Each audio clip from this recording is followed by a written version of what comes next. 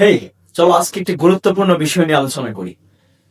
উচ্চ মাধ্যমিক পরীক্ষায় খ নম্বরের যে প্রশ্নটি সৃজনশীলে খ নম্বরের যে প্রশ্নটির উত্তর করতে হয় সেটা হচ্ছে অনুধাবনমূলক প্রশ্ন। এই অনুধাবনমূলক প্রশ্নের উত্তর করতে গিয়ে আমি দেখি আমাদের যারা শিক্ষার্থী তারা অনেক সময় উল্টা পাল্টা লিখে, বিষয় এলোপাতাড়ি লেখা লিখে, এক্স্যাক্টলি কি উত্তর লিখতে হবে বা কিভাবে শুরু করতে হবে সেটা বুঝে না। যেমন আমি একটা উদাহরণ দিয়ে বলি। আমরা প্রথম পত্রের প্রথম অধ্যায়ের প্রশ্ন আছে, সমাজ বিজ্ঞান সমাজের পূর্ণাঙ্গ পাঠ ব্যাখ্যা করো। এই প্রশ্ন অনেকবার বলে এসেছে। তো সমাজ বিজ্ঞান সমাজের পূর্ণাঙ্গ পাঠ, এই প্রশ্নটাকে বেসিক ধরে আমি আজকে অনুধাবনমূলক প্রশ্ন কিভাবে উত্তর করতে হয় সেটা বোঝানোর চেষ্টা করবো। দেখো, এই প্রশ্নের উত্তর করতে গিয়ে আমাদের শিক্ষার্থীরা যে কাজটা সাধারণত করে থাকে, অনেক শিক্ষার্থী, আমি সবার কথা বলছি না, অনেকে খুব ভালো লিখে কিন্তু অনেকেই খুবই বাজে লিখে। কিরকম লিখে?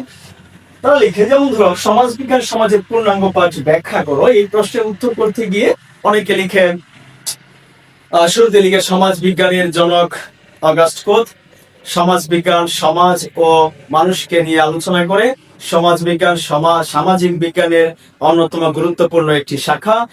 এই যে বিষয়গুলো, আমার প্রশ্ন কি এটা ছিল? প্রশ্ন কিন্তু আসলে এটা ছিল না, প্রশ্ন অন্য বিষয়। প্রশ্নতে সমাজ বিজ্ঞান সমাজের পূর্ণাঙ্গ পাঠ ব্যাখ্যা করো।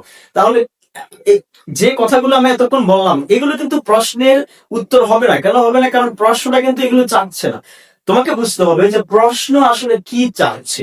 এই জিনিসটা বুঝে তখন তুমি উত্তর করবে। খুব বেশি লিখতে হবে না। অনেকে 1 পৃষ্ঠা 1.5 পৃষ্ঠা কেউ 2 পৃষ্ঠা পর্যন্ত লিখে কিন্তু মার্কস খুব বেশি পায় না। এখানে 2 মার্কস, এই 2 থেকে 2 পাওয়ার খুব সহজ, খুবই অল্প লিখতে হয়, খুব বেশি না।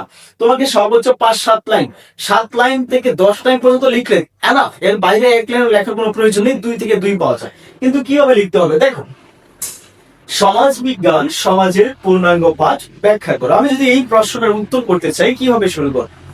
আমরা বলতে পারি সমাজকে ব্যাপকভাবে এবং পূর্ণাঙ্গভাবে পাঠ করে বলেই সমাজ বিজ্ঞানকে সমাজের পূর্ণাঙ্গ পাঠ বলা হয়। এই যে আমি কথাটা বললাম যে ব্যাপকভাবে, কাকে? সমাজকে। সমাজকে ব্যাপক ভাবে পাঠ করে, সমাজকে ব্যাপকভাবে পাঠ করে বলে সমাজ বিজ্ঞানকে সমাজের পূর্ণাঙ্গ পাঠ বলা হয়। তাহলে আমি এই প্রশ্নের উত্তরের প্রথম লাইন, দ্য ফার্স্ট লাইন, এই ইন দ্য ফার্স্ট লাইনে আমি কিন্তু উত্তর বলে দিয়েছি। ঠিক আছে? তাহলে প্রথম বাক্যেই আমি উত্তর বলেছি। এখন এই উত্তরটাকে আমি ব্যাখ্যা করব শুধুমাত্র কয়েকটা বাক্য দিয়ে।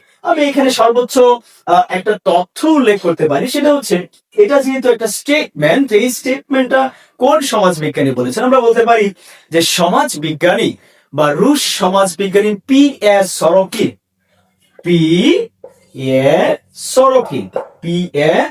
সরোকিন, রুশ সমাজ বিজ্ঞানী P.A. সরোকিন এই উক্তিটি দিয়েছেন। ঠিক আছে? এই কথাটি মূলত কে বলেছেন? সরোকিন, বিশিষ্ট সমাজ বিজ্ঞানী সরোকিন এই কথাটি বলেছেন।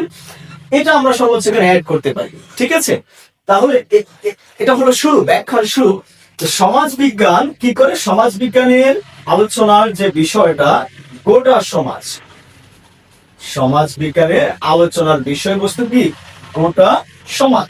গোটা সমাজ হচ্ছে সমাজ বিজ্ঞানের আলোচনার বিষয়বস্তু, সমাজ বিজ্ঞানের বিষয়বস্তু। এই যে আমরা কথাটা লিখলাম যে সমাজ বিজ্ঞানের বিষয়বস্তু হচ্ছে গোটা সমাজ, যে কারণে মূলত সমাজ বিজ্ঞানকে সমাজের পূর্ণাঙ্গ পাঠ বলা হয়। দেখো, সামাজিক বিজ্ঞানের অনেকগুলো শাখা আছে। আমরা বলতে পারি যে নৃবিজ্ঞান, অর্থনীতি, রাষ্ট্রবিজ্ঞান, এই বিজ্ঞানগুলো সমাজের এক একটি বিশেষ দিক নিয়ে আলোচনা করে। ঠিক আছে? রাষ্ট্রবিজ্ঞান, অর্থনীতি, এই বিজ্ঞানগুলো, এই সামাজিক বিজ্ঞানগুলো হচ্ছে সমাজের একটা নির্দিষ্ট স্পেসিফিক কোনো একটা আসপেক্ট নিয়ে আলোচনা করে, যে কারণে ওই সামাজিক বিজ্ঞানগুলোকে আমরা হচ্ছে সমাজের পূর্ণাঙ্গ পাঠ বলতে পারি না।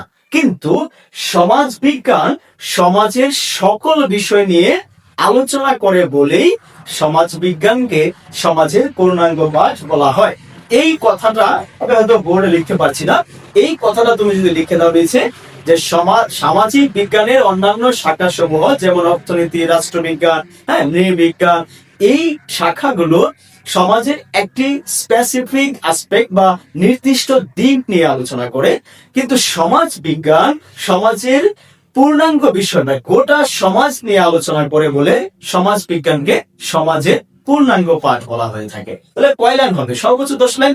এর মধ্যেই কিন্তু আমার উত্তর শেষ, এবং তুমি কিন্তু যদি কোনো বানানো কোনো ভুল করে না থাকো 2 এ 2 পাবে, খুব বেশি তোমাকে লিখতে হবে না। এবং এই 2 নম্বর উত্তর করার জন্য তোমার কিন্তু সর্বোচ্চ 2 থেকে 3 মিনিট সময় লাগবে।